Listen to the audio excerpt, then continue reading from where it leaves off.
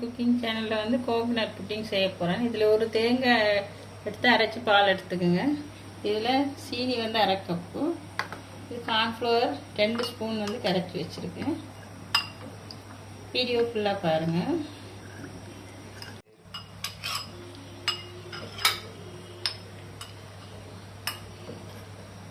சீனி 1/2 கப் போட்டுக்கலாம்.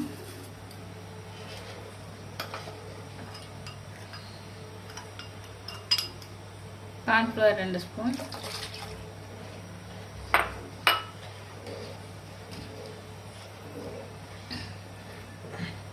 இது கொஞ்சம் கெட்டியாக வரை இந்த மாதிரி காய்ச்சிக்கணும்.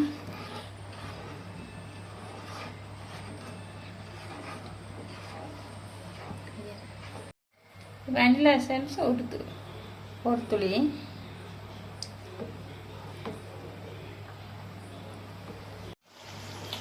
இதுதான் அந்த பக்குவம். நீங்கள் அப்படியே எடுத்துக்கலாம். எடுத்து சூடு ஆற வச்சுட்டு ஒரு 3 மணி நேரம் ஃப்ரிட்ஜில் வச்சுட்டு கட் பண்ணிக்கலாம்.